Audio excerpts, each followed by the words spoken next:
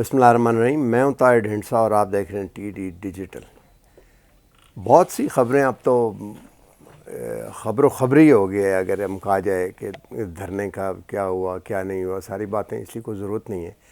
لیکن آج ہم آپ کو ایک فیوچر کی اہم خبر دیتے ہیں، اور وہ بھی تصویر دکھا کے. پچھلے کچھ دنوں میں بہت سے اینکرز اور چھپا اور جو بولا گیا، اس سے تصویر جب بنائی جاتی ہے تو سب سے پہلے یہ کیا جاتا ہے کہ اس کی ایک ڈرائنگ کی جاتی ہے، اسکیچ بنایا جاتا ہے، آؤٹ لائن بارڈر یا اسکیچ بنایا جاتا ہے. پھر اس میں رنگ بھرا جاتا ہے. اور جب تک کئی دفعہ اسکیچ بنا ہوتا ہے، آؤٹ لائن بنی ہوتی ہے اور تصویر نظر نہیں آ رہی ہے، رنگ بھرنے سے آپ کو پتہ لگتا ہے کہ کیا ہوا ہے. یہ جو آرکیٹیکٹ ہیں، آرکیٹیکچرل ڈرائنگز اسی طرح کی ہوتی ہیں، 3 ڈائمینشنل، اور وہ دکھاتے ہیں سارا. اور یہی اسی سے آگے آرٹ بھی نکلتا ہے. تو تصویر کا اسکیچ مکمل ہے، وہ ہم آپ کو جلدی سے تھوڑا سا بتاتے ہیں. اور آخر پہ ہم ایک ہسٹری میں سے ایک چیز آپ کو نکال کے بتائیں گے. اس میں رنگ آپ خود بھر لیں گے اور آپ کو پتہ لگ جائے گا. اور کوشش کریں گے اس کو چھوٹا رکھیں تاکہ آپ اس کو انٹرسٹ سے آخر تک دیکھ سکیں. اور آخر پہ وہ جو رنگ بھریں گے تو آپ کو پتہ لگے گا کہ آگے اب کیا ہونے والا ہے، اگلے سال یا اگلے چند ماہ میں آگے اب کیا ہونے والا ہے. اس بارے میں 2-3 خبریں. ایک تو یہ ہے کہ حکومت تحریک طالبان سے بات کر رہی ہے. 90% بات ہو چکی ہے. ان کے ایک دو سپلنٹر گروپ جن سے بات نہیں ہوئی، وہاں پہ کنڑ وغیرہ میں بھی بات ہوئی ہے، نورستان میں بھی، کابل میں بھی ہوئی ہے. اور اخوان طالبان جو ہیں وہ اس کو فیسیلیٹیٹ کر رہے ہیں کہ وہ چاہتے ہیں کہ بات چیت ہو جائے تاکہ سیملیس ہو جائے، یہ کام سارا ختم ہو جائے کام. اور طالبان میں اور یہ نہ ہو، تاکہ اگر پریشر ہوا پاکستان کی طرف سے تو یہ نہ ہو کہ وہ داعش میں، جسے بقول سورسز کے امریکہ ہوا دے رہا ہے، تاکہ داعش کو طالبان سے لڑایا جائے، سول وار کرائی جائے، اور پھر اس کے بعد اپنی حکومت پھر رجیم چینج کروایا جائے. اور پاکستان میں بھی کہیں یہ شروع نہ ہو جائے. تو ظاہر حکومت بھی نہیں چاہتی، اسٹیبلشمنٹ بھی، کہ داعش یہاں پہ ابھی تک کامیاب نہیں ہو سکی. تو ایک تو یہ خبر ہے. تو اگر آپ ٹی ٹی پی سے بات کر سکتے ہیں تو ٹی پی ایل سے، تحریک لبیک سے، ٹی ایل پی سے کیوں نہیں کر سکتے؟ اور وہ خطرہ، ان سے خطرہ کیا ہے؟ خطرہ یہ ہے کہ ایک ریلیجیس سینٹیمنٹ پہ بیس کر کے ایک گروپ سیاست کرے اور مطالبات منوانے کے لیے ملیٹنسی کی تلوار لٹکا دے. یعنی کہ وہ جسے کہتے ہیں نا کہ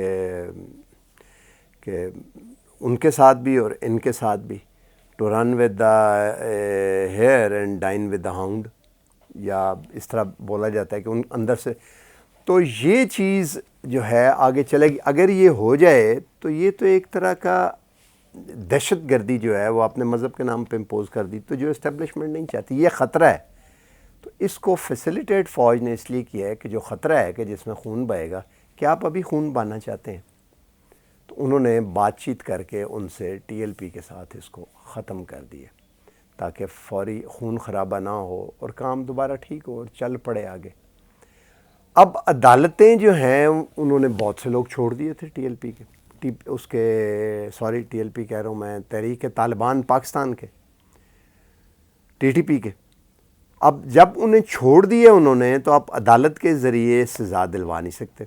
اور کائنیٹک آپریشن آپ روز نہیں کر سکتے. ضرب عضب کے بعد رد الفساد پنجاب میں چلتا رہا، اس میں بہت سے لوگ مارے گئے. کراچی میں جنرل بلال اکبر نے کیا، ایم کیو ایم کے بہت سے لوگ انہوں نے مارے جو کہ دہشت گرد تھے، جو کہ پروون قاتل تھے، بہت سے مارے. تو یہ چل نہیں سکتا. تو وقتی طور پہ اس کو ڈیفیوز کر دیا گیا ہے. لیکن کیا وہ ایلیمنٹ جو کہ ایکچول روگ ایلیمنٹ ہے، جس کے کہتے ہیں کہ جی انڈیا کے لوگ گھسے ہوئے ہیں، ان کو چھوڑا جائے گا؟ ان کے بارے میں آگے جو ہے وہ اب خبر جو ہے، جو آگے آپ خود رنگ بھریں گے، وہ میں آپ کو یہ بتاتا ہوں.